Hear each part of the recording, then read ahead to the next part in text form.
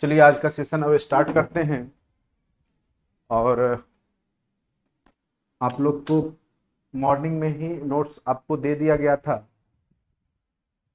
तो आप लोग ध्यान से पढ़े होंगे तो बहुत कुछ समझ में आया भी होगा। और जो कुछ कमियां हैं आपके समझ में, जो पॉइंट नहीं आया है उसको मैं अभी आपको समझा दूंगा।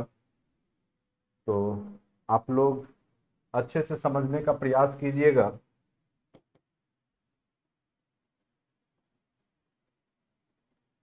टॉपिक है आज आपका मॉडर्न हिस्ट्री, खास करके गांधी युग पर विशेष फोकस होगा आज।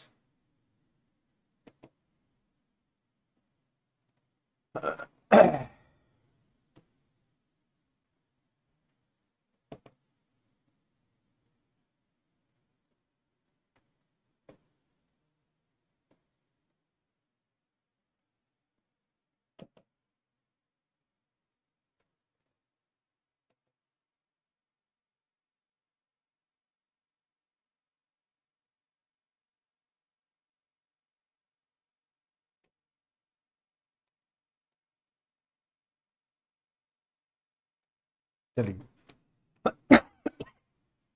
पिछले क्लास में क्रांतिकारी गतिविधि के बारे में लगभग पॉइंट्स हो चुका था। और आज हम लोग गांधीवादी युग जो है, गांधी युग, ठीक है, उसको अच्छे से समझने का प्रयास करेंगे। आप लोग को पता होगा कि गांधी जी 1893 ईस्वी में दक्षिण अफ्रीका गए थे। एक वहां पर एक मुस्लिम व्यापारी थे, भारतीय ही थे, उनका नाम अब्दुल्ला था, ठीक है, दादा अब्दुल्ला। तो उसी का केस लड़ने के लिए अफ्रीका गए थे 1893 ईस्वी में। और वो लगभग वहां पर 1914 तक रहते हैं। उसके बाद 9 जनवरी 1915 को वो भारत लौटते हैं, इसलिए प्रवासी दिवस के रूप में मनाया जाता है। और फिर 1915 में जब 9 जनवरी को पहुंचते हैं, उसके बाद फिर गोपाल कृष्ण गोखले उनके गुरु बनते हैं, राजनीतिक गुरु। और फिर वो उनको बताते हैं कि पहले आप भारत का पहले भ्रमण कीजिए। तो फिर वो पूरे भारत का भ्रमण करते हैं। और फिर आप देखिएगा कि 1917 से चंपारण सत्याग्रह से उन्होंने राष्ट्रीय मूवमेंट जो है, राष्ट्रीय आंदोलन में पार्टिसिपेट करना शुरू कर दिया था। ठीक है, तो यहाँ पर गांधी के बारे में हम लोग अच्छे से समझेंगे, क्योंकि गांधी एक मेन नायक के रूप में राष्ट्रीय आंदोलन में उभर करके सामने आते हैं।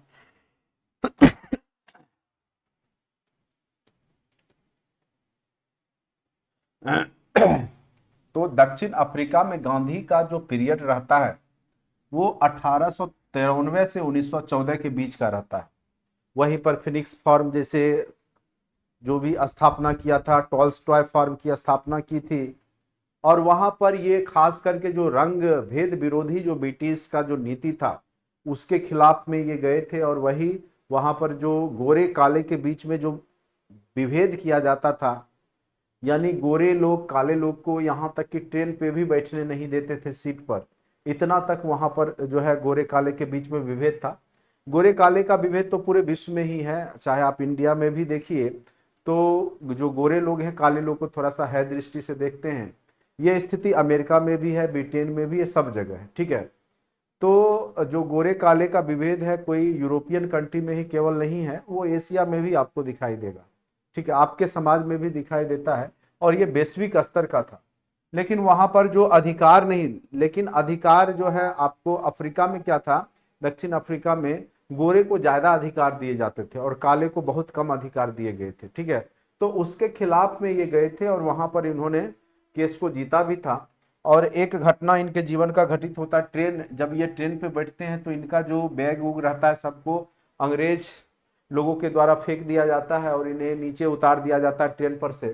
तो ये ट्रेन की घटना कहाँ पे घटित हुई थी इनके साथ, तो पीटर मरित्सबर्ग स्टेशन, पीटर मरित्सबर्ग स्टेशन पर बीती थी, दक्षिण अफ्रीका में ही। ठीक है, तो दक्षिण अफ्रीका में गांधी 1893 से 1914 तक रहते हैं। लगभग 21 वर्ष ये रहे। एक जीवन का एक बहुत बड़ा पीरियड होता है 21 वर्ष, जो कि गांधी जी ने दक्षिण अफ्रीका में गुजारा था। ठीक है, अब यहां पर आ जाइए, जब ट्रेन की घटना हुई फिर वहां पे गोरे काले के बीच में जो विभेद है उसको वहां पे दूर किया गया और 1914 में कहा जाता है कि इनको जीत हो गई थी। और वहां पे जो गोरे काले के बीच में विभेद था वो समाप्त हो गया था। उसके बाद ये भारत लौट आते हैं 1915 में 9 जनवरी को। इसीलिए प्रवासी दिवस के रूप में 9 जनवरी को ही मनाया जाता है।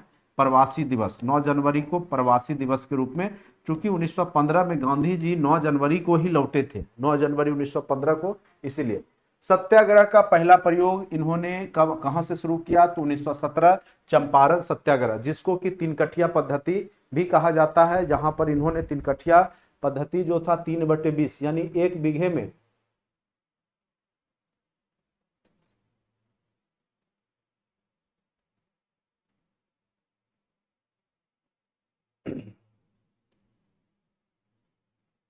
ठीक है।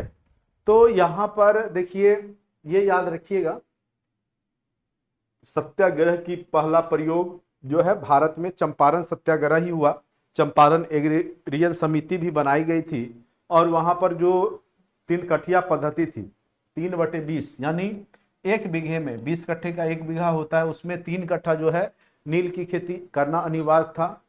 क्योंकि नील का खरीदार भी मात्र एक अंग्रेज थे, जिस कारण से किसानों को उचित मूल्य नहीं मिलता था नील का। दूसरा, नील की खेती करने से जमीन बंजर हो जाती थी, जिस कारण से किसानों ने इसका विरोध किया था। ठीक है।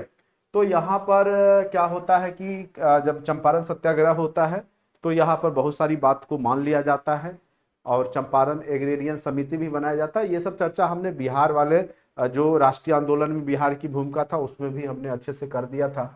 उसके बाद आ जाइए टॉलस्टॉय फार्म और फिनिक्स फार्म।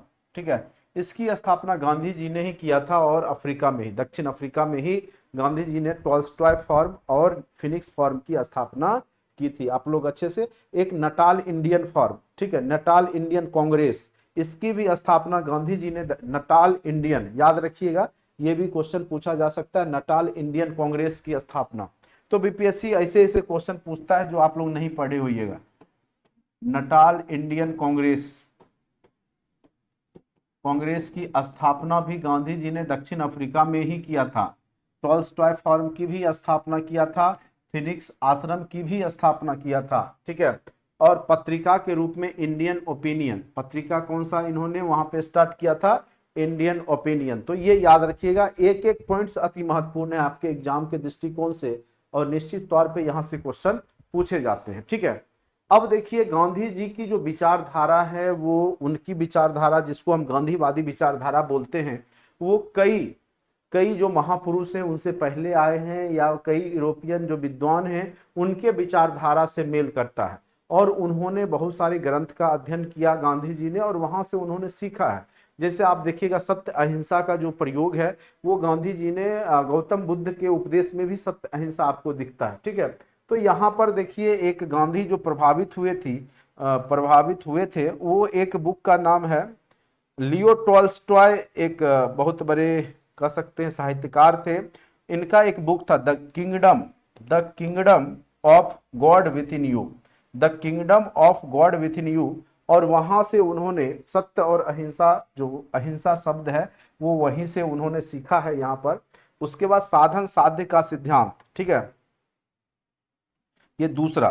तो द लियो टॉल्स्टॉय का जो बुक है the kingdom of God with in you, ये क्वेश्चन पूछ सकता है कि the kingdom of God with in you किसकी रचना है, तो लियो टॉल्स्टॉय की। और इन्हीं के नाम पे उन्होंने टॉल्स्टॉय फार्म की स्थापना भी किया था, और यहीं से उन्होंने दो बात सीखा था, एक अहिंसा और दूसरा साधन साध्य का सिद्धांत। साधन और साध्य का सिद्धांत, यानी साधन साध्य कहिएगा क्या है कि जिससे आप प्राप्ति करते हैं, जो भी चीज आपको प्राप्त करना है तो उसके जो साधन जो आपको प्राप्त करना है, जो तरीका है, वो भी आपका वो शुद्ध होना चाहिए। ठीक है। जैसे हमें अमीर बनना है, पैसे कमाना है, तो तरीका आपको स्वच्छ होना चाहिए।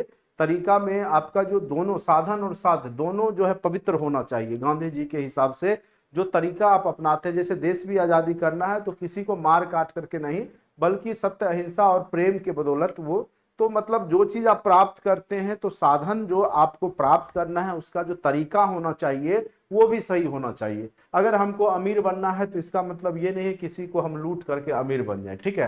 तो यही गांधी जी का यहाँ से कॉन्सेप्ट है, साधन साध्य का सिद्धांत वही है। उसके बाद उन्होंने एक बुक पढ़ा था रस्किन बॉन्ड का, ये भी एक अच्छे लिटरेचर लिखने वाले हैं रस्किन बॉन्ड, और उनका किताब है अनटू द लास्ट। क्या है? Unto the last.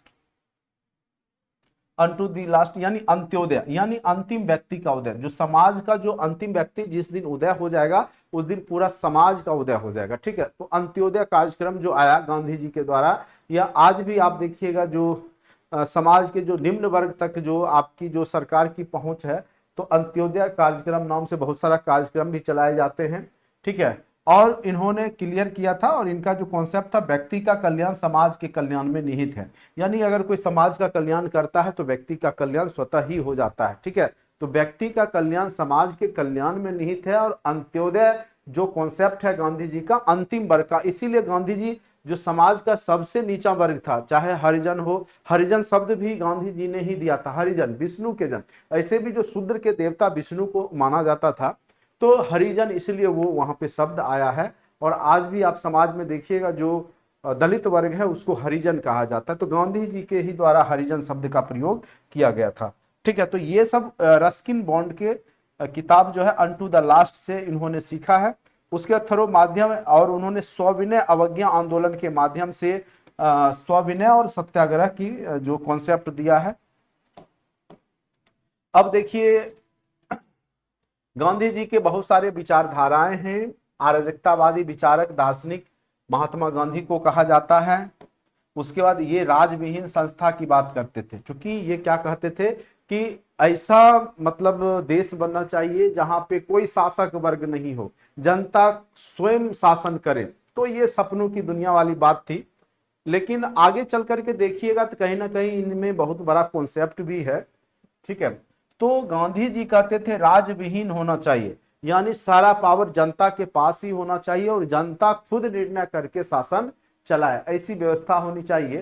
तो इसीलिए इनको अराजकतावादी विचारक भी कहा जाता है कि यानी समाज राज विहीन होगा तो अराजकता की स्थिति हो जाएगी। चलिए, उसके बाद राम राज्य की संकल्पना रखते थे। राम राज्य का मतलब ये नहीं था कि जय श्री राम वाला, ठीक है, कि आप हिंदू राज्य बना लीजिए। इनका राम राज्य का कहने का अर्थ है, कई लोग इसको लेकर के आलोचना भी गांधी जी का कर देते हैं कि ये राम राज्य चाह रहे थे। तो राम राज्य का मतलब यहाँ पर यह नहीं था कि हिंदू राष्ट्र की बात कर रहे थे। जिस प्रकार राम के राज में कोई दुखी नहीं था, कोई भी दुखी नहीं था राम के राज में, उसी प्रकार से भारत में भी कोई दुखी ना हो, ये राम राज की संकल्पना थी गांधी जी की।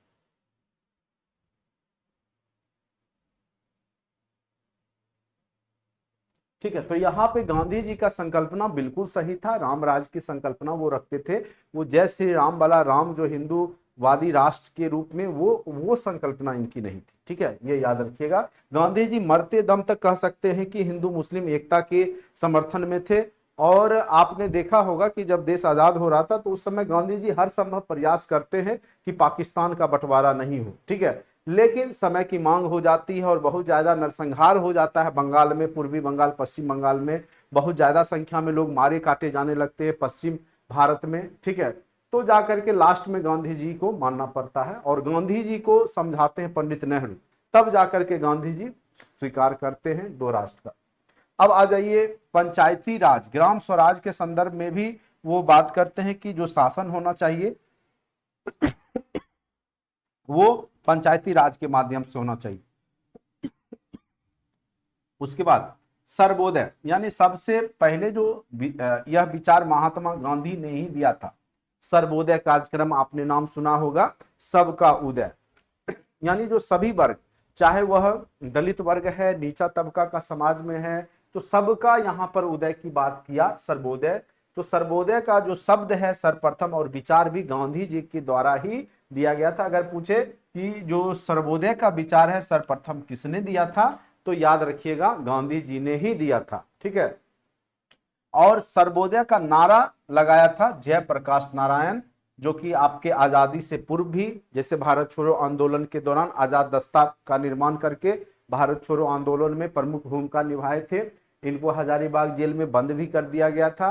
जो कि दीपावली के दिन हमने बताया था आपको 1942 में, वहां से भाग करके नेपाल का एक स्थल है बकरी का टापू, वहां जा करके एक संगठन बनाते हैं और फिर वहां से वो आजाद दस्ता बना करके जो है गोरिल्ला युद्ध पद्धति के द्वारा छिप करके बार कर करके जो भी सरकारी तंत्र है उसको ध्वस्त करने का प्रयास करते हैं। तो बाद में भी आगे चल करके भी इन्होंने संपूर्ण क्रांति का नारा यानी कांग्रेस के विरोध में आगे चल करके लगाया था, ठीक है, इंदिरा गांधी के विरोध में। तो जयप्रकाश नारायण अपने आप में एक महान व्यक्तित्व हैं, तो लोक मान, ठीक है, बाल गंगाधर तिलक उसी प्रकार लोकनायक। तो सर्वोदय संस्थान विनोबा भावे, तो सर्वोदय संस्थान अगर पूछे तो आपको बोलना है विनोबा भावे।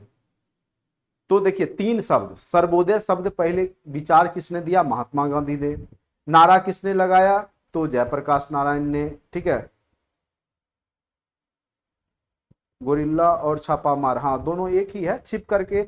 इसमें क्या होता है कि दुश्मन जैसे सोया हुआ है तो आप अटैक कर दीजिए फिर भाग जाइए, क्योंकि अगर आप दुश्मन को टाइम दे करके लड़िएगा तो आपके पास उतना क्षमता नहीं है। जैसे पाकिस्तान क्या करता है, छिप करके वार करता है, क्योंकि जब आपका दुश्मन आपसे मजबूत है तो आप डायरेक्ट आप उसको सामने सामने नहीं लड़ सकते हैं। आप क्या कीजिएगा, जब दुश्मन कमजोर स्थिति में है या सोया हुआ अटैक कर दिए फिर भाग गए, ठीक है, उसी को बोलते हैं, ठीक है। तो यहाँ पर इस तरह का युद्ध किया जाता है, यानी जब मतलब न्यूट्रल है, न्यूट्रल स्थिति में आ गया, जब दुश्मन आपसे उतना ये नहीं है तो आप उस समय जाके अटैक करके फिर भाग जाते हैं, ठीक है, उसी को गोरिल्ला युद्ध कहा जाता है। छापामार युद्ध भी वही है। अब देखिए इनका एक अलग ही कॉन्सेप्ट रहता है हर एक चीज में गांधी जी का। जैसे आर्थिक विचारधारा को देखिएगा तो स्वदेशी विचारधारा रहता है कि लोग जो है चरखे, ये भारी उद्योग के खिलाफ में रहते हैं और इनका जो उद्देश्य होता है छोटे उद्योग, जो कुटीर उद्योग है उस पर विशेष जोर दिया जाए। घरेलू उद्योग जैसे चरखा से कपड़े बुनना, ये सब ये ज्यादा यहाँ पर जोर देते हैं। तो चरखा खादी आर्थिक स्वतंत्रता का प्रतीक इन्होंने दिया।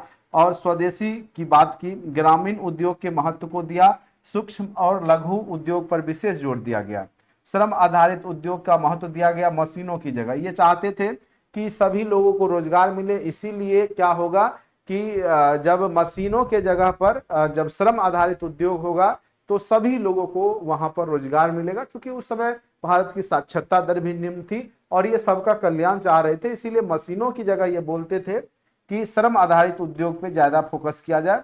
और ट्रस्टीशिप का सिद्धांत ये अति महत्वपूर्ण है, ये इन्होंने दिया था, यानी संपत्तिवान जो है वो और संपत्ति का सेवक बने। यानी जो भी लोग, जैसे ट्रस्टीशिप में कोई भी आप कह सकते सहकारी संस्थान, ठीक है, जैसे उसमें जो भी संस्थान है तो उसका कोई एक मालिक नहीं होना चाहिए, यानी उसके जो लेबर नौकर जो भी हैं जो उसके अंदर काम करते हैं सब कंपनी के मालिक होने चाहिए और जो प्रॉफिट होता है वो सब में बंटना चाहिए। उनका ये मानना था। ट्रस्टीशिप का सिद्धांत ट्रस्ट के आधार पर होता है ना, एनजीओ वगैरह बना करके बहुत सारे ट्रस्टीशिप चलाए जाते हैं।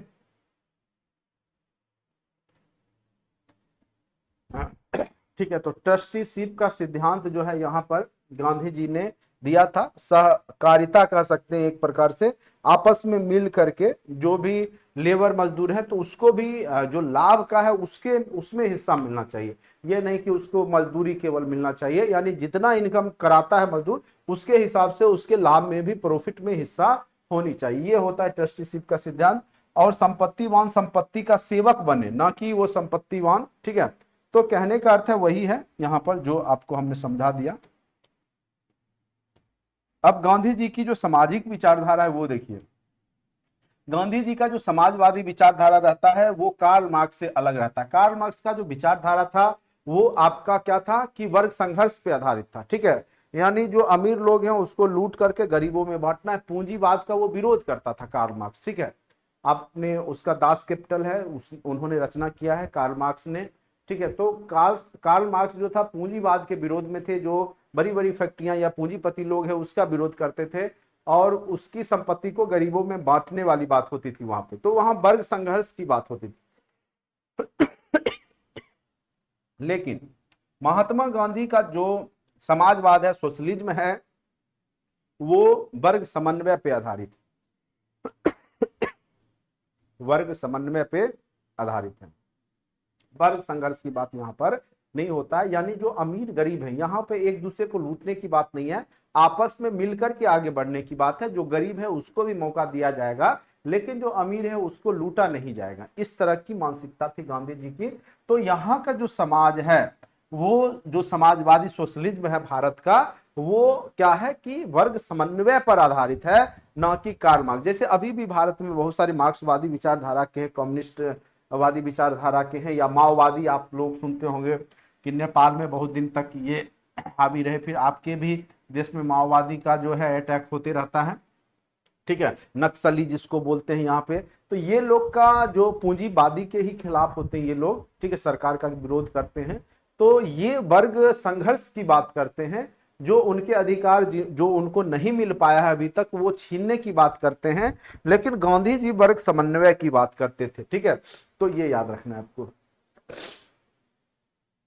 वर्ण व्यवस्था क्या होनी चाहिए? कर्म आधारित होना चाहिए, काम होना चाहिए, काम के आधार पर वर्ण का विभाजन होना चाहिए, ठीक है। समर्थक गांधी जी, लेकिन आपस में विभेद की बात नहीं बोलते थे। उनका मानना था एक नाई का जो इनकम है, एक डॉक्टर का इनकम, एक इंजीनियर का इनकम, सबका बराबर होना चाहिए, ठीक है। और कहीं ना कहीं ये सही था, ऐसी बात नहीं थी इनकी सोच बहुत ज्यादा कुछ अलग था, बिल्कुल सोच सही था। और अभी भी आप देखिएगा कि लगभग अगर जो उस लेवल में पहुंच जाते हैं तो उनकी सैलरी इनकम उसके बराबर ही रहती है, आपस में सब बराबर ही रहता है। आप गौर कीजिएगा, अगर आप टीचर है तो टीचर की ऐसे सैलरी जो भी है, लेकिन अगर आप उस लेवल के टीचर बन जाते तो आपकी भी सैलरी एक डॉक्टर्स के बराबर हो जाएगी। या अगर आप नाई हैं, अगर अच्छा सा आप बहुत आगे मतलब काम कर लिए हैं तो उसमें भी आपका इनकम बढ़ जाता है, ठीक है।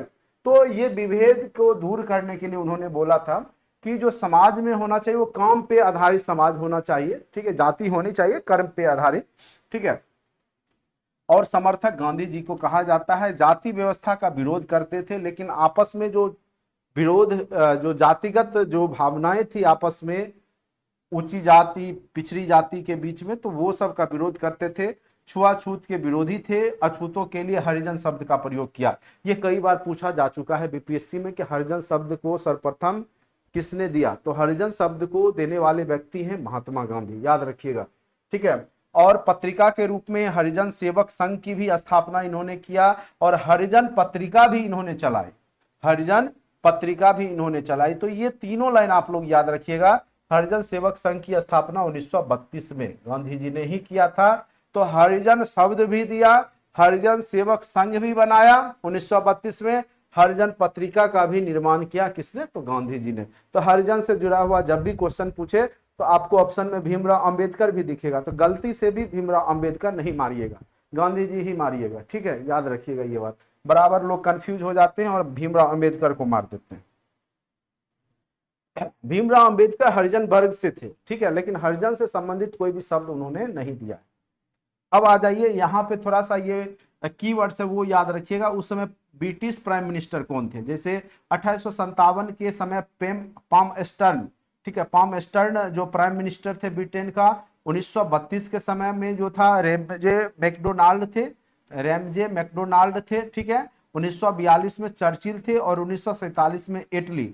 1947 वाला बार बार पूछेगा कि जब देश आजाद हुआ था उस समय ब्रिटेन के पीएम कौन थे, प्राइम मिनिस्टर कौन थे? तो आप याद रखिएगा एटली। अगर 1942 पूछे भारत छोड़ो आंदोलन के दौरान तो चर्चिल, और 1932 में रैमजे मैकडोनाल्ड, और 1857 में तो पामस्टर्न, ठीक है। तो ये हो सकता है आपके एग्जाम में पूछ दिया जाए। अब आ जाइए गांधी जी का जो धार्मिक विचारधारा है वो क्या है, ठीक है। धर्म को वो किस प्रकार से देखते हैं? तो सत्य ही ईश्वर है। गांधी जी क्या बोलते हैं? जो आपका सत्य है वही ईश्वर है, ट्रू, ठीक है, ट्रूथ।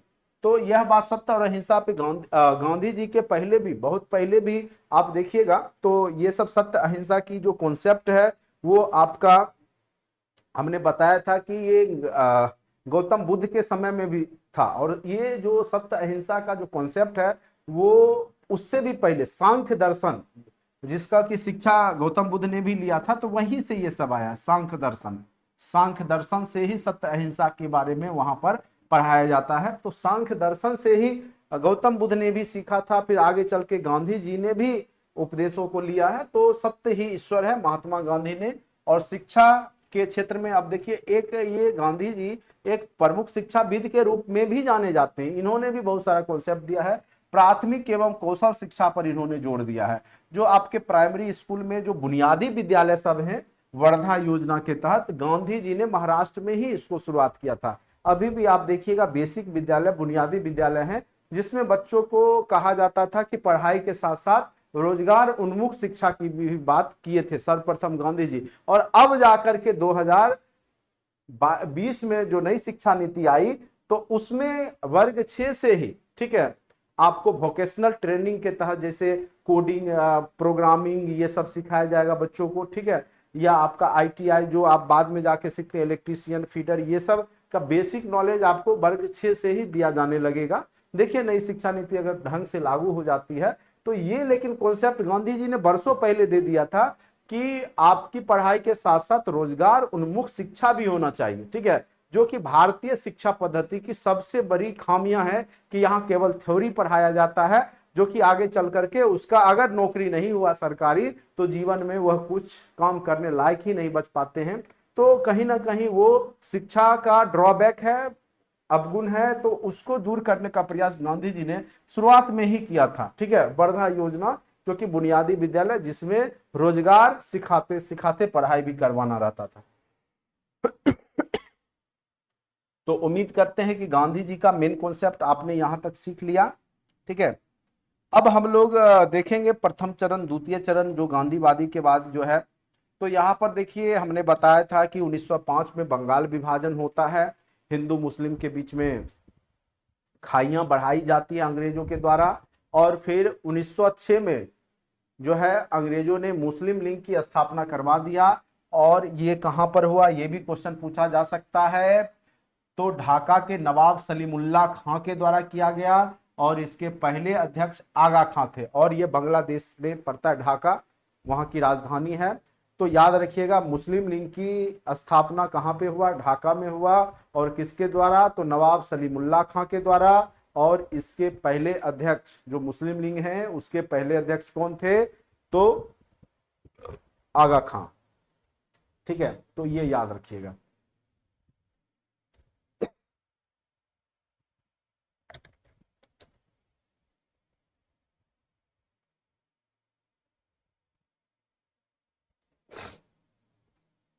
अब आते हैं आगे चल करके, कांग्रेस के अध्यक्ष को लेकर के फूट हो गई, जो कि गरम दल के नेता जो थे बाल गंगाधर तिलक को बनाना चाहते थे, कांग्रेस किसी और को बनाना चाह रही थी, ठीक है।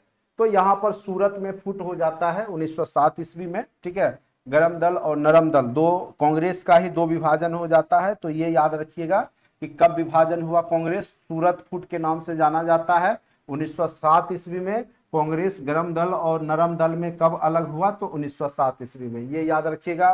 फिर आपका 1909 का, हमने पहले भी जब पॉलिटी का पहला क्लास ले रहा था, जो संवैधानिक विकास की प्रक्रिया जो अंग्रेजों के द्वारा हुई थी, तो 1909 को, जो कि हम लोग सांप्रदायिक पंचांग और मार्ले मिंटो सुधार के नाम से भी जानते हैं, ठीक है। तो यहाँ पर मार्ले और मिंटो, एक भारत सचिव थे मार्ले, और मिंटो जो थे वाइसराय थे, उनके द्वारा यहाँ पर लाया गया। यहाँ लिखा हुआ, मार्ले भारत सचिव और मिंटो क्या थे, वाइसराय। और मुस्लिमों के लिए निर्वाचन क्षेत्र की शुरुआत की गई, यानी जहां पे मुस्लिम बाहुल्य क्षेत्र है वहां मुस्लिम ही खड़े होंगे और मुस्लिम ही वोट देंगे, ठीक है। तो इस तरीका का सांप्रदायिकता का जो नींव डाला गया है, तो वो 1909 के ही अधिनियम के तहत डाला गया है। मार्ले मिंटो, इसको सुधार अधिनियम भी कहा जाता है, जो कि भारतीयों के लिए या भारत को तोड़ने में बहुत ही महत्वपूर्ण भूमिका निभाया था, हिंदू मुस्लिम के बीच में खाई पैदा करने में। तो मार्ले मिंटो सुधार अधिनियम लिखा हुआ है सुधार, लेकिन ये क्या किया कि पृथक निर्वाचन क्षेत्र बना दिया, जो कि हिंदू मुस्लिम में खाई बढ़ाने का काम किया, ठीक है। तो मार्ले मिंटो सुधार 1909 के ही अधिनियम को कहा जाता है। इसको सांप्रदायिक पंचांग भी कहा जाता है, या सांप्रदायिकता की शुरुआत भारत में 1909 के मार्ले मिंटो सुधार अधिनियम के तहत ही हुआ। तो ये तीनों पॉइंट्स याद रखिएगा, अति महत्वपूर्ण है, बीपीएससी का VVI है ये, ठीक है। अब आ जाइए 1916 का लखनऊ अधिवेशन, ठीक है। नरम दल, गरम दल तथा कांग्रेस के लिंग में समझौता हुआ, और यहां पर आकर के अब नरम दल और गरम दल दोनों आपस में मिल जाता है। कब, तो 1916 के लखनऊ अधिवेशन में। और मुस्लिम लीग भी मिल जाता है इसमें लखनऊ अधिवेशन में।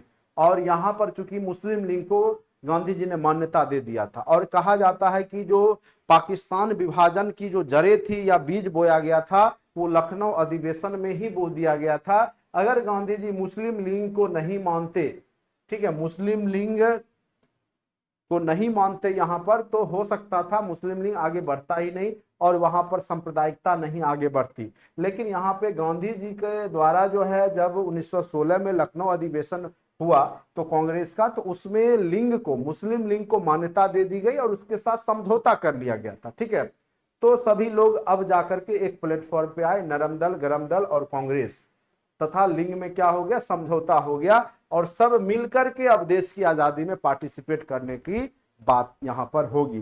तो वो 1916 का लखनऊ अधिवेशन और चंपारण सत्याग्रह भी हुआ था, तो उसमें भी जो राजकुमार शुक्ल थे वो इसी सम्मेलन में गए थे। वहां पर उन्होंने गांधी जी से मिला था और फिर गांधी जी को रिक्वेस्ट किया था कि आप चंपारण के किसानों के लिए कुछ कीजिए। ठीक है, तो गांधी जी आगे चल करके 1917 में बिहार पहुंचे थे। अब आ जाइए 1916-17 का जो पीरियड है उसमें होम रूल आंदोलन। तो देखिए आयरलैंड में स्वशासन, ठीक है, स्वशासन, होम रूल मतलब होता है होम मतलब घर का शासन, रूल मतलब नियम, घर का नियम, घर का शासन। होम रूल आंदोलन के जो नेता है वो मेन रूप से आयरलैंड की थी, उनका नाम था आपका एनी बेसेंट। ठीक है, और भारत में बाल गंगाधर तिलक ने भी होम रूल लीग की स्थापना की थी। और बिहार में आपको हमने बताया था जो क्या नाम था उनका, जिन्होंने सदाकत आश्रम, अब देखिए मुस्लिम नेता, किन्हीं को याद है तो बताइए। बिहार में होम रूल मजरूल हक, क्या नाम था, मजरूल हक। ठीक है, तो याद रखिएगा बिहार में होम रूल आंदोलन की अध्यक्षता उन्होंने ही किया था। और यहाँ देश पे दो नेता बनते हैं, एनी बेसेंट और तिलक, तिलक ने महाराष्ट्र में। ठीक है, अब आ जाइए 1917। 1917 में अगस्त घोषणा होता है भारतीय सचिव मॉन्टेग्यू द्वारा। ठीक है, स्वशासन संबंधी सुधारों का आश्वासन दिया जाता है। अगस्त प्रस्ताव, देखिए अगस्त घोषणा हुआ आपका 1917 में, लेकिन अगर अगस्त प्रस्ताव पूछे तो 1940 में हुआ है वायसराय लिनलिथगो के समय। और अगस्त संकल्प 1942 में करो या मरो तथा अंग्रेजों के भारत छोड़ो के रूप में हुआ था। तो अगस्त संकल्प जो हुआ 1942 में, अगस्त प्रस्ताव 1940 में, और आपका अगस्त घोषणा 1917 में। तो ये याद रखिएगा, ये अगस्त से ही रिलेटेड है। अगस्त घोषणा पूछे तो 1917। ठीक है, यह स्वशासन संबंधी सुधारों से रिलेटेड था कि यहाँ पर मॉन्टेग्यू जो उस समय जो भारत सचिव थे उन्होंने घोषणा किया था कि यहाँ पर सुधार किया जाएगा कि किस प्रकार से स्वशासन हो, भारतीय लोग उसमें पार्टिसिपेट करें। तो उसके लिए घोषणा किया, बस केवल घोषणा करते थे, होता कुछ था नहीं इन लोगों से। ठीक है, तो मॉन्टेग्यू द्वारा जो है आश्वासन दिया गया था स्वशासन संबंधी सुधारों के लिए। ठीक है, तो उसको अगस्त घोषणा कहा गया, लेकिन अगस्त घोषणा में कुछ किया नहीं गया आगे चल करके। फिर अगस्त प्रस्ताव वायसराय लिनलिथगो के समय आया। अगस्त संकल्प पूछे तो 1942 के भारत छोड़ो जो करो या मरो का नारा गांधी जी ने दिया, वो अगस्त संकल्प के नाम से जाना जाता है। ठीक है, तो ये याद रखिएगा। एक अति महत्वपूर्ण 1919 का जो है अधिनियम, जिसको कि मॉन्टेग्यू चेम्सफोर्ड अधिनियम भी कहा जाता है, जिसमें प्रांतों में द्वैध शासन की बात की गई। यानी प्रांत में कुछ सब्जेक्ट जो है केंद्र के द्वारा शासन किया जाएगा, कुछ सब्जेक्ट पे जो है राज्य जो है प्रांत खुद अपने विधानमंडल के द्वारा वहां पे शासन करवाएगी। ठीक है, लेकिन यहाँ पे कांग्रेस ने इसका विरोध किया था, कांग्रेस ने इसका विरोध किया था कि द्वैध शासन नहीं होना चाहिए। ठीक है, तो कांग्रेस ने प्रांतीय स्तर पर, लेकिन ये अति महत्वपूर्ण है मॉन्टेग्यू चेम्सफोर्ड। तो पहली बार भारतीयों को यहाँ पे कुछ अधिकार दिए गए थे। ठीक है, तो यहाँ पर बात की गई थी प्रांत स्तर पे, राज्य स्तर पे द्वैध शासन, यानी केंद्र का जो शासन है वो राज्य के भी कुछ विषय पे, और राज्य का अपना विधानमंडल होगा और केंद्र का अपना होगा। ठीक है, इस हिसाब से। अब हम लोग गांधी का दूसरा चरण, एक तो हमने अब देखिए मेन रूप से जो सारी घटनाएं हैं वो गांधी जी के आसपास ही घूम रही है अभी तक। ठीक है, गांधी जी के आसपास ही घूम रही है। अब ये तो घटना थी 1893 से आपका 1900, उससे पहले जो हमने पढ़ा। अब यहां पर जब गांधी जी आते हैं 1914 ईस्वी में, सॉरी 1915 में, तो आकर के सबसे पहले वो क्या करते हैं, अब वो देखिए 1915 सत्याग्रह आश्रम की स्थापना शुरुआत में वो कोचराब गुजरात में मई 1915 में हुआ, बाद में जुलाई 1917 में साबरमती में किया गया। यानी साबरमती में आश्रम की स्थापना गांधी जी के द्वारा 1917 में जो किया गया, वो शुरुआत में जब आए थे तो वो सत्याग्रह आश्रम के रूप में नाम से 1915 में ही कोचराब गुजरात में बनाया गया था। 1915-16 में वो भारत भ्रमण करते हैं और गोपाल कृष्ण गोखले इनके राजनीतिक गुरु थे और इन्हीं के कहने पर, इन्हीं के सलाह पर वो भारत का भ्रमण करते हैं। 1915 में चूंकि आए थे, जनवरी में ही आ गए थे, तो 1915-16 के दौरान ये भारत का भ्रमण करते हैं। फिर 1917 में ये चंपारण सत्याग्रह आप लोग को बहुत अच्छे से हमने समझाया था। फिर आगे 2-3 टॉपिक को हम स्पेशली पढ़ाएंगे, जैसे आपका सविनय अवज्ञा आंदोलन है, चंपारण सत्याग्रह है, भारत छोड़ो आंदोलन है, उसको स्पेशली उसी दिन एक ही टॉपिक ही पढ़ाएंगे, तो उसमें और भी चीज आपको जानकारी देंगे। फिलहाल बस जानिए कि 1917 में चंपारण सत्याग्रह हुआ, भारत का प्रथम सत्याग्रह है, या गांधी जी के द्वारा किया जाने वाला प्रथम सत्याग्रह कौन सा था, तो चंपारण सत्याग्रह 1917। साबरमती गुजरात में ही है। साबरमती का संत तूने कर दिया कमाल, आपने गाना भी सुना होगा, गांधी जी को ही कहा जाता है, ठीक है, साबरमती का संत। और इन्होंने गुजरात में ही, अहमदाबाद में है साबरमती, वहां पर सर्वप्रथम इन्होंने साबरमती आश्रम की स्थापना की थी। और यहाँ पर व्यापारी जो थे, वहां के मजदूर मिल के मालिक, उन्होंने वहां पे फंड दिया था उनको, ठीक है। चलिए 1918 में आते हैं। 1918 में अहमदाबाद मिल मजदूर हड़ताल हुआ। अब देखिए क्या हुआ था कि उस समय प्लेग हुआ करता था, तो उसमें जो मजदूर थे जो प्लेग से ग्रसित होते थे तो उनको बोनस दिया जाता था। लेकिन 1918 में क्या कर दिया गया कि बोनस को समाप्त कर दिया गया था। जो मिल मालिक थे, जो कपड़े का, जो कपास का जो मिल था वहां पर, रुई का या धागे का, तो वहां पर बंद कर दिया गया। लेकिन जो मजदूर थे वो बोलते थे महंगाई के एवज में आपको बोनस देना पड़ेगा, ठीक है। और वो जो मिल मालिक थे वो कह रहे थे प्लेग अब नहीं है, समाप्त हो चुका है, तो हम नहीं देंगे। लेकिन जो मजदूर थे वो बोल रहे थे कि हमें महंगाई का जो बोनस वो आपको उसी के रूप में देना होगा। तो यहाँ पे गांधी जी मदद करते हैं। और फिर यहाँ पे जो मजदूर था, वहां मजदूर के बीच में हड़ताल होता है और प्लेग बोनस की मांग की गई थी। पहली बार भूख हड़ताल भारत में यहीं पे हुआ, ठीक है। तो भूख हड़ताल की शुरुआत जो है अहमदाबाद मिल मजदूर से ही हुआ और यहाँ पर मजदूरों को उसका हक मिला और यहाँ पर प्लेग बोनस यहाँ पर जारी रखा गया मजदूर मालिकों के, ये मिल मालिकों के द्वारा। तो ये आप कह सकते हैं कि यहाँ पर 1918 में गांधी जी के द्वारा एक अहम जीत दिलाई गई मजदूरों को, ठीक है। उसके बाद खेरा सत्याग्रह, यह किसानों के द्वारा किया गया था और ये अहमदाबाद के ही क्षेत्र में, गुजरात में ही हुआ था। फसल के बर्बाद होने पर किसान जब कर देने में असमर्थ थे तो कर्ज माफी की बात की गई थी और फिर आगे चल करके माना भी गया था अंग्रेजों के द्वारा। तो यहाँ पर जो फसल का बर्बाद जो हुआ था, ठीक है, तो फसल के बर्बाद होने पर किसान असमर्थ थे यहाँ पर देने में, ठीक है, उसका भू राजस्व, तो यह माफ कर दिया गया था। तो यहाँ पे सफलता मिलती है गांधी जी को यहाँ पर, ठीक है। अब देखिए जब गांधी जी आए थे तो गौर कीजिएगा, तो वो शुरुआत में जब प्रथम विश्व युद्ध, चूंकि गांधी जी आए थे प्रथम विश्व युद्ध के दौरान, गांधी जी कब आए भारत, तो 1915 में आए।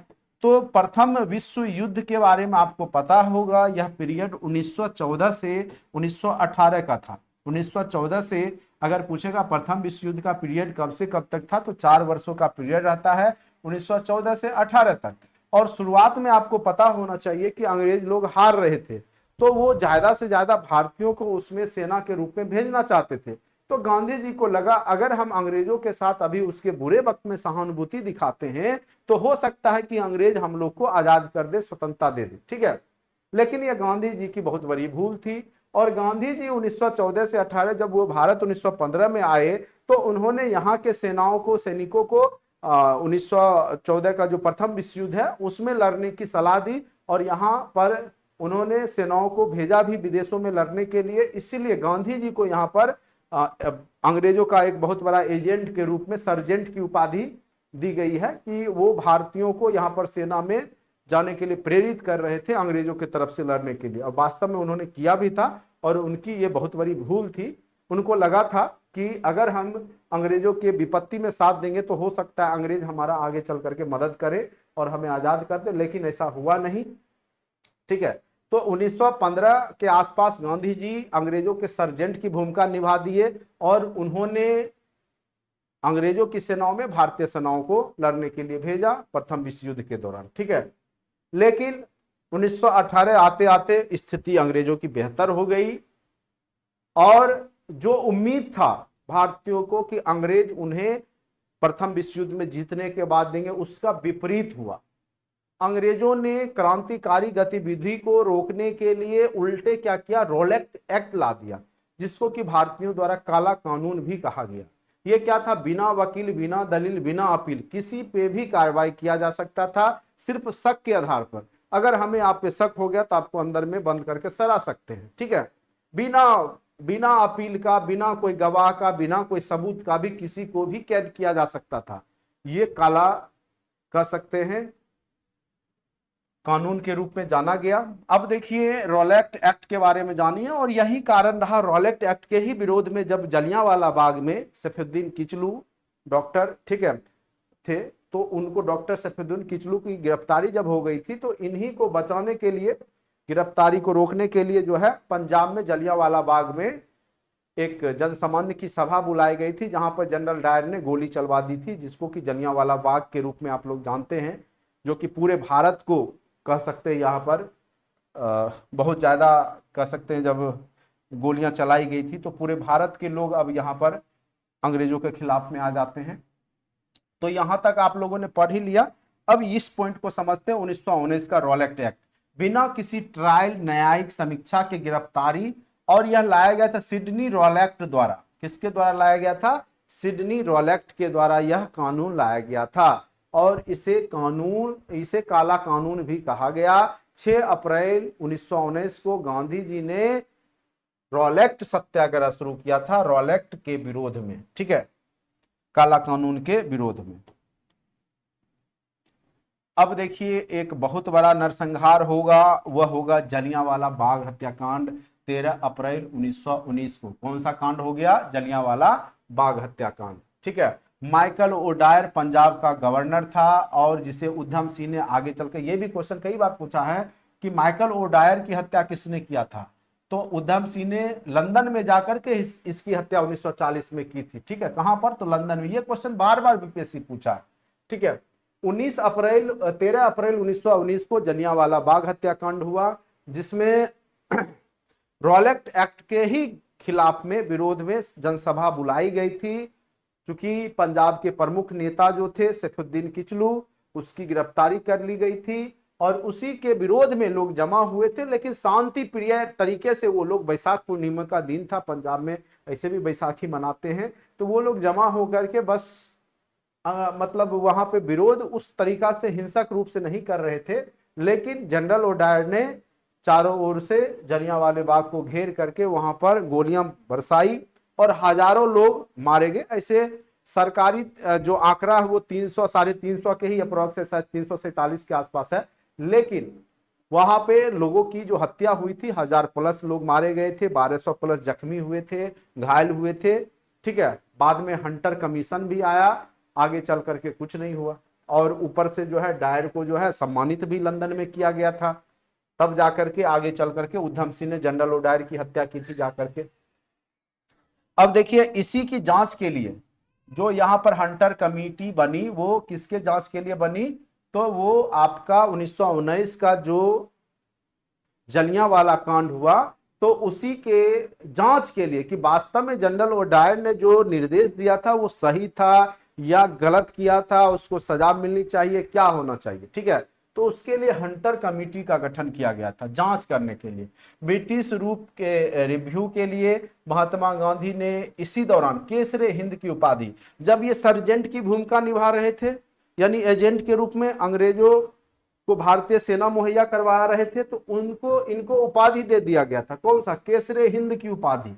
अंग्रेज बड़ी चालाक थे, एक उपाधि दे दे करके सारा काम करवा रहे थे, केसरे हिंद। लेकिन गांधी जी जब इनको समझ लग गया तो इन्होंने कहा भाई अपना तुम ले लो, केसरे हिंद उपाधि ले लो। 1919 में इन्होंने केसरे हिंद की उपाधि दे दी। चूंकि गांधी जी तो सोच रहे थे कि अंग्रेज जीतेगा प्रथम विश्व युद्ध में तो भारतीयों को स्वशासन या कुछ रियायत दिया जाएगा, लेकिन ये तो उल्टा कर रहा था, तो इसलिए इन्होंने केसरे हिंद की उपाधि ही लौटा दी। ठीक है, यहां तक उम्मीद करते हैं आप लोग अच्छे से समझ गए होंगे। 1919 का जो घटना हुआ जलियांवाला बाग हत्याकांड, बहुत ही भयानक कह सकते हैं, जहां पे हजारों लोग की हत्या अंग्रेजों के द्वारा की गई।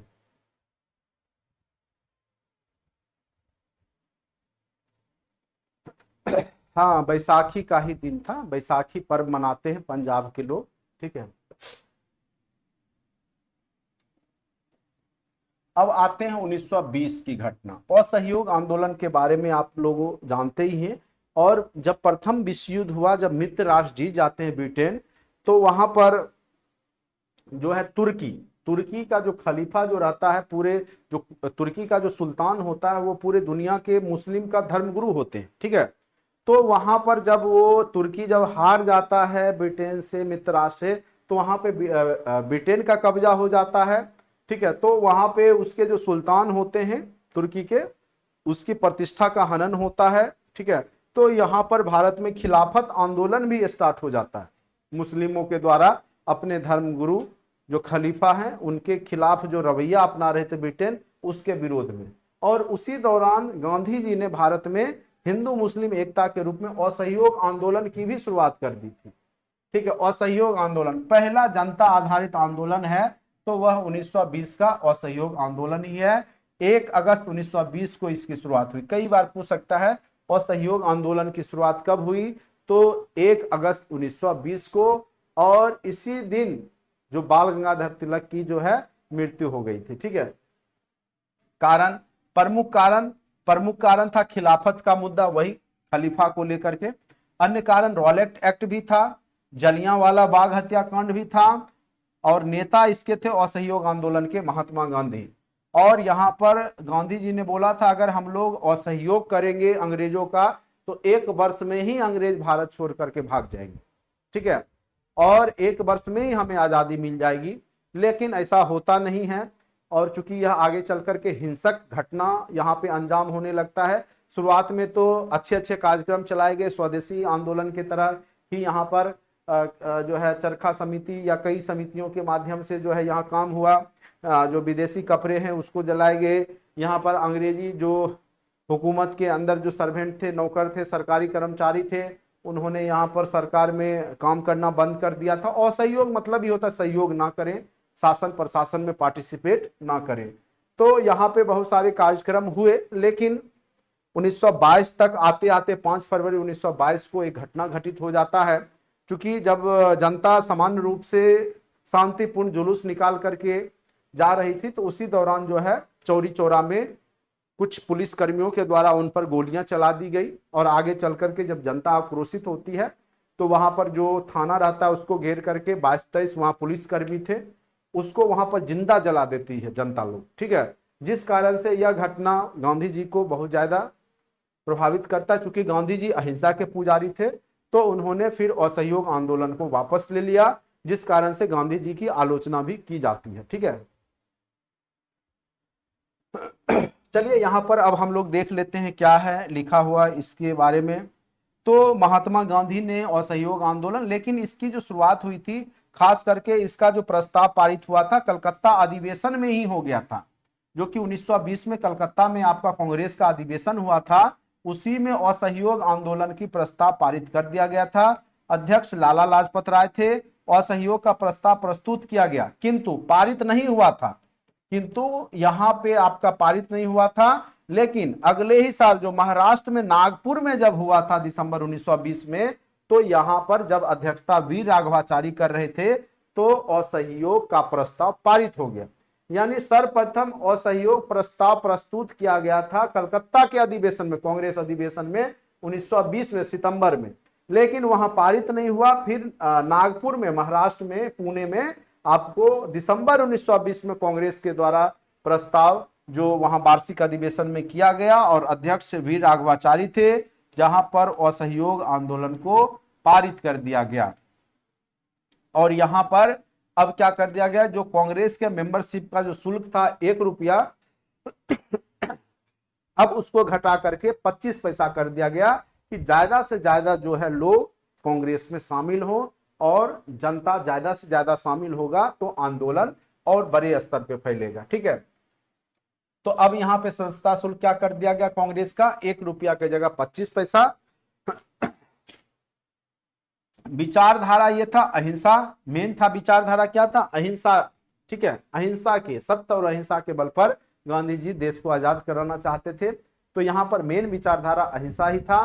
कार्यक्रम क्या था कि ब्रिटिश का बहिष्कार करना है, जो भी सरकारी नौकरी में है, जो शिक्षा, समान शिक्षा संस्थान का बहिष्कार। ठीक है, और स्वदेशी, स्वदेशी को महत्व दिया जाए, खादी और राष्ट्रीय विद्यालय की स्थापना की जाए, यानी कपड़े में खादी का प्रयोग किया जाए, चरखा के द्वारा बनाया जाए, लोगों का जो भागीदारी है सरकार के प्रति, सरकारी तंत्र में, वो खत्म हो जाए, समाज के सभी वर्ग शामिल हुए इसमें। लेकिन सबसे बड़ी कामयाबी ये हुई कि महिला पुरुष सभी लोग यहाँ पर शामिल होना शुरू हो गए। पहले क्या था कि कांग्रेस में एक अभिजात वर्ग के ही लोग केवल शामिल होते थे, लेकिन अब जाकर के जनसम्मान और सहयोग आंदोलन के दौरान जनसम्मान ने अब यहाँ पे पार्टिसिपेट करना शुरू कर दिया। लेकिन दुर्भाग्य कहिए अब क्या हो जाएगा, घटना उपलब्धि स्वराज के मुख्य उद्देश्यों में असफल, किंतु आगे आंदोलन में ये मदद किया। चौरी चौरा हत्याकांड कब हो जाता है, 5 फरवरी 1922 को। 22 पुलिस कर्मियों को जनता ने, जब जनता ने जो जुलूस जो निकाल रही थी शांतिपूर्ण, उस पर जब गोलियां चलाई तो कुछ लोग मारे जाते हैं, तो उसके विरोध में, गुस्सा में जनता ने जो है 5 फरवरी 1922 को चौरी चौरा में पुलिस थाना को घेर करके सारे पुलिस कर्मियों को जिंदा जला दिया था।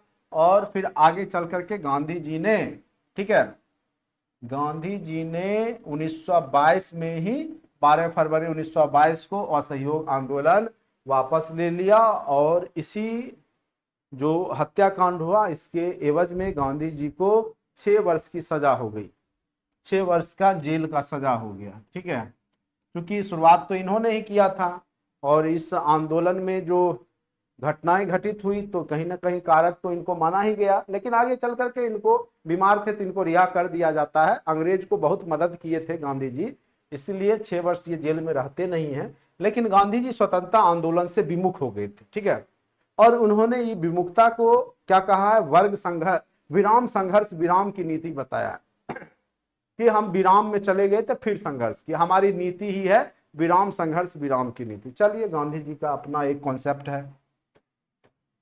अब बीच में जो आपका गांधी जी के द्वारा जो असहयोग आंदोलन वापस ले लिया गया, तो यहां पर अब देश को संभालने के लिए शून्यता की स्थिति आ गई। कोई राजनीतिक पार्टी नहीं थी या कोई राजनीतिक नेता नहीं थे जो कि देश को आगे बढ़ाए।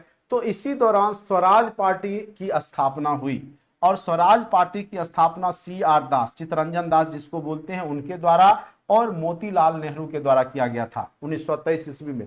अध्यक्ष थे कौन, CR दास, चित्तरंजन दास, और इसके सचिव थे आपके मोतीलाल नेहरू, जो कि पंडित जवाहरलाल नेहरू के पिताजी हैं। ठीक है, और ये क्या कहते थे, इनका क्या था कि स्वशासन, पूर्ण स्वशासन की बात नहीं कर रहे थे, डोमिनियन स्टेट्स की ये लोग बात करते थे, यानी ऊपर पे अंग्रेज ही रहे लेकिन नीचे स्तर पे हम लोग का शासन हो। ठीक है, उद्देश्य ब्रिटिश का बहिष्कार, विधानसभाओं में भाग लेकर के इनका क्या उद्देश्य था कि हम लोग ब्रिटेन का, ब्रिटिश सरकार का जो विधानमंडल है उसमें जीत करके जाएंगे और फिर जनता का जो आवाज उठाएंगे। ठीक है, और यहां पर विट्ठल भाई पटेल, ठीक है, विट्ठल भाई पटेल को यहां पे अध्यक्षता बनाया गया, और स्वराज पार्टी 1925 में ही समाप्त हो गई, धीरे धीरे समाप्त हो गई। उसके पीछे रीजन क्या था कि जब CR दास 1925 में उनकी मृत्यु हो जाती है, तो आगे चल करके कांग्रेस के द्वारा इस पार्टी को जो है मिला लिया जाता है, और फिर जो है केंद्रीय, तो यहां पर यह पूछ सकता है कि केंद्रीय विधानसभा के अध्यक्ष के रूप में कौन से स्वराज पार्टी के नेता को चुना गया था, तो विट्ठल भाई पटेल, विट्ठल भाई पटेल को यहां पे चुना गया था 1925 ईस्वी में। ठीक है, तो विधानमंडल के चुनाव में इन्होंने अच्छा सीट जीता था, 101 पे ऐसा चुनाव हुआ था, तो उसमें लगभग 41 सीट के आसपास इनको जीत हुई थी। तो जो शून्यता की स्थिति, मेन रूप से स्वराज पार्टी का कह लीजिए कि विशेषता यही है कि जब भारतीय राष्ट्रीय जो आंदोलन में जब शून्यता की स्थिति आ गई थी, कोई भी राजनीतिक पार्टी यहां पर नहीं था या कोई नेता नहीं था, तो उस समय इन्होंने इसको चलाने का काम किया। ठीक है, राष्ट्रीय आंदोलन को दबने नहीं दिया, जारी रखा। अब देखिए यहां पर है 1925 ईस्वी में भारत में कम्युनिस्ट पार्टी अब आ गई, जो कि कहां की पार्टी है, रूस, मॉस्को में आपका कम्युनिस्ट पार्टी का निर्माण हो गया था। कार्ल मार्क्स के ही सिद्धांत पे यह बनाई गई थी। सबसे पहले ताशकंद यूएसएसआर, ठीक है, सोवियत संघ रूस में बना। और 1920 में कब बना रूस में यह, तो कम्युनिस्ट पार्टी बना था आपको रूस में, और वहीं पे जाकर के आपके जो मनवेंद्र नाथ रॉय थे वो सदस्यता ग्रहण की थी, एम.एन. रॉय। तो भारत का पहला जो कम्युनिस्ट पार्टी का सदस्य, जो पहला व्यक्ति जो भारतीय जो कम्युनिस्ट पार्टी में मिले थे, वो थे एम.एन. रॉय, मनवेंद्र नाथ रॉय। याद रखिएगा आप लोग, पहले भारतीय जो कम्युनिस्ट पार्टी को स्वीकार किया था। तो ताशकंद में जो है कम्युनिस्ट पार्टी की स्थापना 1920 में हुई। लेकिन अगर भारत में पूछे कम्युनिस्ट पार्टी की स्थापना कब हुई, तो कानपुर में हुई और 1925 ईस्वी में हुई। ठीक है, फिर अगर पूछे आरएसएस की स्थापना कब हुई, तो इसकी भी स्थापना 1925 में ही हुई। ठीक है, पंजाब हिंदू महासभा की स्थापना कब हुई, तो 1909 ईस्वी में। अखिल भारतीय हिंदू महासभा की स्थापना कब हुई, तो 1915 ईस्वी में। 1915 में अखिल भारतीय हिंदू महासभा, पंजाब हिंदू महासभा 1909, आरएसएस और कम्युनिस्ट, आरएसएस राष्ट्रीय स्वयंसेवक संघ और कम्युनिस्ट दोनों कब बना, तो आपका 1925 में ही बना। तो यहां तक आप लोग समझ गए हैं। अब आते हैं साइमन कमीशन। अब देखिए 1919 में जो आपका 1917 में, ठीक है, और 1919 में आपका क्या आया था, मॉन्टेग्यू चेम्सफोर्ड अधिनियम। ठीक है, तो उसी का देखने के लिए एक कमीशन बनाया गया था कि सही ढंग से भारत में शासन व्यवस्था जो 1919 के अधिनियम के अनुसार चल रहा है या नहीं, इसको देखने के लिए 10 वर्ष पे आने वाली थी, यानी उसको आना चाहिए था 1929 में। लेकिन 2 साल पहले ही साइमन कमीशन गठित कर दिया जाता है कि वो देखने आती कि भारत में सही ढंग से सब कुछ चल रहा है या नहीं। लेकिन इसमें कोई भी भारतीय सदस्य नहीं थे, जिस कारण से यहां पर साइमन कमीशन का विरोध किया गया। ठीक है, और इसी दौरान लाला लाजपत राय की जो है डंडे से पीट पीट करके अंग्रेजों के द्वारा हत्या कर दी जाती है। तो यहां पर देखिए साइमन कमीशन कब आया, तो 1927 ईस्वी में। देखिए साइमन कमीशन गठित हुआ था 1927 में, लेकिन वह भारत पहुंचा था 1928 में। तो कई बार 27-28 आप लोग देखते होंगे ऑप्शन में, तो कंफ्यूज हो जाते होंगे। तो साइमन कमीशन का गठन हुआ था 1927 ईस्वी में, लेकिन साइमन कमीशन पहुंची 1928 ईस्वी में भारत। ये याद रखिएगा आप लोग। ठीक है, उद्देश्य भविष्य का संवैधानिक विकास जो आगे चल करके भारत शासन अधिनियम 1935 का बनता है, इसका विचार विमर्श वहीं होता। नवंबर 1927 में साइमन कमीशन का गठन किया गया। यह कमीशन 1928 में भारत पहुंचा, लेकिन भारतीयों द्वारा इसका विरोध किया गया, चूंकि कमीशन में कोई भी भारतीय नहीं थे। लाहौर आंदोलन में यहां पर लाला लाजपत राय ने यहां पर भूमिका निभाई थी। लाठी चार्ज के द्वारा ये घायल हो गए और आगे चल करके यही लाठी के जख्म से वो उनकी मृत्यु हो गई थी। ठीक है, और ये लाठी चार्ज किसने करवाया था, सैंडर्स के द्वारा करवाया गया था। ठीक है, तो ये याद रखिएगा, सैंडर्स के द्वारा जो लाठी चार्ज करवाया गया था उसमें लाला लाजपत राय की मृत्यु हो गई, और उन्होंने बोला था कि मेरे सर पे किया गया एक एक प्रहार जो है ब्रिटिश ताबूत का कील साबित होगा। ठीक है, तो कहने का अर्थ है कि यहां पर लाला लाजपत राय ने पहले ही बोल दिया था, जो हमें मार रहे हो आगे चल करके, यही आगे चल करके बड़ा रूप लेगा और तुमको यहां से जाना पड़ेगा। ठीक है, और सैंडर्स की भी हत्या आगे जा करके, ठीक है, की गई। किसके द्वारा, तो आपको पता ही होगा। और इसी के हत्या के जुर्म में शायद भगत सिंह को फांसी भी मिला था। अब आ जाते हैं 1928 नेहरू रिपोर्ट। अध्यक्ष मोतीलाल नेहरू ने नेहरू रिपोर्ट पेश किया। उसके तहत क्या थी, मुख्य विशेषता क्या थी, औपनिवेशिक स्वायत्तता की मांग की गई थी। मोहम्मद अली जिन्ना ने 14 सूत्री मांग रखा, जिसके कारण मांग के कारण असफल हुआ। ठीक है, तो नेहरू रिपोर्ट असफल हो गया और मुख्य विशेषता क्या था, औपनिवेशिक स्वशासन की बात यहां पर नेहरू रिपोर्ट में किया गया। अगले ही साल, क्या हो गया, अगले ही साल आपका क्या हो जाएगा, 1929 ईस्वी में, 1929 ईस्वी में क्या होगा, लाहौर में अधिवेशन होगा। और नेहरू, जो आपके मोतीलाल नेहरू थे, उनके पुत्र पंडित जवाहरलाल नेहरू ने लाहौर के रावी नदी के तट पर, ठीक है, एक अधिवेशन किया और उसमें कसम खाई कि जब तक पूरे देश को संपूर्ण रूप से आजाद नहीं करा लेते तब तक चैन की सांस नहीं लेंगे। तो 1929 में लाहौर अधिवेशन,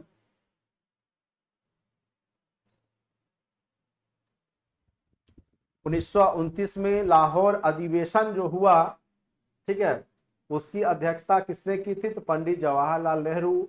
और इन्होंने कसम खा लिया था जब तक देश को आजाद नहीं करा लेते, ठीक है, तब तक चैन की सांस नहीं लेंगे। और 26 जनवरी को स्वाधीनता दिवस मनाना 1930 में ही इन्होंने वही घोषणा कर दिया था कि अगले 26 जनवरी को स्वाधीनता दिवस हम लोग मनाएंगे, ठीक है। तो पहली बार पूर्ण रूप से स्वराज की मांग कब रखी गई, तो 1929 के लाहौर अधिवेशन में ही रखा गया। अब आते हैं सविनय अवज्ञा आंदोलन। इसकी चर्चा हमने बिहार स्पेसिफिक हिस्ट्री में भी कर दिया था, बस यहां एक बार फिर से रिवीजन कर लीजिए। सविनय अवज्ञा आंदोलन नमक सत्याग्रह के नाम से जाना जाता है, चूंकि 14 सूत्री जो कार्यक्रम मांग रखा गया था, 11 सूत्री, ठीक है, गांधी जी के द्वारा। तो उसमें एक ये भी था कि नमक कानून को तोड़ने की बात, जब नहीं मानते हैं, ठीक है, तो जाकर के यहाँ पर नमक सत्याग्रह के माध्यम से नमक कानून तोड़ा जाता है। प्रथम बार 1930-31 में, फिर दूसरी बार भी नमक कानून तोड़ा गया। सविनय अवज्ञा आंदोलन हुआ 1932-34। वेब मिलर जो अमेरिकी पत्रकार थे, ये सविनय अवज्ञा आंदोलन के दौरान ही गांधी जी का रिपोर्टिंग कर रहे थे, ये याद रखिएगा। अब यहां पर क्या है, नमक सत्याग्रह का रिपोर्टिंग करने के लिए अंग्रेज पत्रकार वेब मिलर कब आए थे, तो 1930 में। दांडी मार्च की शुरुआत गांधी जी करते हैं और 12 मार्च 1930 से चलते हैं, 6 अप्रैल 1930 को पहुंचते हैं। 24 दिन की यात्रा होती है, यानी साबरमती आश्रम से लेकर के दांडी लगभग 350 किलोमीटर की दूरी है, जिसको गांधी जी ने लगभग कहिए पूर्ण 24 दिन में तय किया। यह भी क्वेश्चन पूछा गया था कि कितने दिन में गांधी जी ने तय किया था, तो 24 दिन में, ठीक है। लगभग 350 किलोमीटर के बीच की दूरी है, कहां से, तो अहमदाबाद से लेकर के दांडी के बीच का। और वहीं जाकर के गांधी जी ने सांकेतिक रूप से नमक कानून को तोड़ा था। 6 अप्रैल सविनय अवज्ञा आंदोलन, वही नमक सत्याग्रह को ही सविनय अवज्ञा आंदोलन, यहां पर जब उन्होंने नमक कानून को तोड़ा, और उसी दिन से जो है सविनय अवज्ञा आंदोलन की शुरुआत मानी जाती है। फिर से एक बार, दांडी मार्च की शुरुआत गांधी जी ने 12 मार्च 1930 से किया, और पहुंचे कब, साबरमती आश्रम से दांडी तक, तो पहुंचे ये 6 अप्रैल 1930 को, ठीक है। और वहां पर जब पहुंचे तो एक मुट्ठी नमक लेकर कानून को तोड़ा, और वहीं से सविनय अवज्ञा आंदोलन की शुरुआत। अब ये आप लोग समझ गए होंगे। नेता महात्मा गांधी थे, अन्य नेता यहाँ पे सरोजनी नायडू, अब्दुल गफ्फार खां, जिनको कि सीमांत गांधी भी कहा गया है। इन्होंने लाल कुर्ती आंदोलन चलाया था। सीमांत जो भी आपके पश्चिम भारतीय प्रदेश था, वहां पे लाल कुर्ती सेना, ठीक है। तो यहाँ पर लाल कुर्ती दल का जो गठन किया था अब्दुल गफ्फार खान ने ही किया था। इनको सीमांत गांधी भी कहा जाता है, ठीक है। पश्चिम प्रदेश में, पश्चिम जो भारत का, जो अब पाकिस्तान में चला गया है, उधर ये इन्होंने पार्टिसिपेट किया था, लाल कुर्ती सेना का गठन किया था। तो चूंकि लाल रंग का कुर्ता पहनते थे वो लोग, तो इसीलिए लाल कुर्ती आंदोलन कहा गया। और सीमांत गांधी के रूप में अब्दुल गफ्फार खान को ही जाना जाता है। अब एक थी रानी गेडिनल्यू, जो कि आपका नागालैंड के तरफ से, जो कि नागा समुदाय के तरफ से आंदोलन, नागा जनजाति से थी, लेकिन आंदोलन मणिपुर में चलाई थी। इसका उद्देश्य भी पूर्ण स्वराज था। आगे चल करके पंडित जवाहरलाल नेहरू ने जब देश आजाद हो गया था तो इनको रानी की उपाधि दी थी, ठीक है। विचारधारा इनका भी अहिंसा था, तो शुरुआत में गेडिनल्यू नाम रहता, बाद में रानी की उपाधि पंडित जवाहरलाल नेहरू ने इनको दिया था। ये नागा जनजाति के तरफ से यहाँ पर थी और अंग्रेजों का विरोध किया था। इनको सजा हो गई थी, जेल में कैद कर दिया गया था अंग्रेजों के द्वारा, लेकिन जब देश आजाद हुआ तो इनको रिहा कर दिया गया और पंडित जवाहरलाल नेहरू ने इनको रानी की भी उपाधि दी थी। ये मणिपुर आंदोलन में पार्टिसिपेट की थी नागा जनजाति की। ठीक है, अब आ जाइए 5 मार्च 1931 गांधी इरविन समझौता होता है, जिसके तहत सविनय अवज्ञा आंदोलन वापस ले लिया जाता है। गांधी और इरविन के बीच में समझौता होगा और यहां पर क्या होगा कि आपको सविनय अवज्ञा आंदोलन वापस ले लिया जाता है। बाद में भी फिर जब पूरा मांग डिमांड नहीं पूरा किया जाता है, फिर बाद में भी शुरू किया गया, लेकिन आगे चल करके ये सफल नहीं हो पाता है। ठीक है,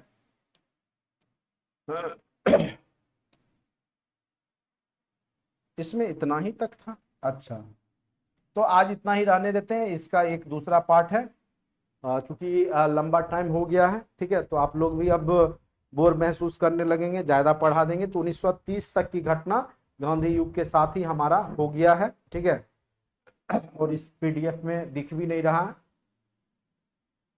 11 सूत्री की मांग, हाँ यहाँ पे रखा था गांधी जी ने।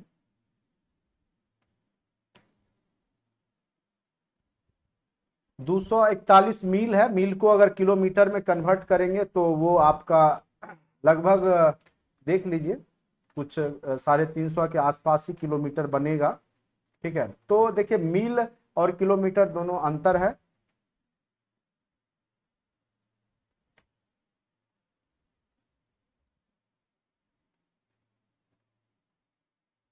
$390 ठीक है, 390 किलोमीटर लगभग 400 किलोमीटर हो जाता है। और 240 मील था, 390 किलोमीटर। ठीक है, ये याद रखिएगा। अगर मील में याद रखिएगा तो 240 मील था, और अगर किलोमीटर कहेंगे तो 390 किलोमीटर। हाँ बिल्कुल 390 किलोमीटर। तो उम्मीद करते हैं कि आज का क्लास आप लोग को अच्छे से समझ में आया होगा। हाँ, ये काकोरी कांड हम लोग जो है क्रांतिकारी आंदोलन में पढ़ चुके थे।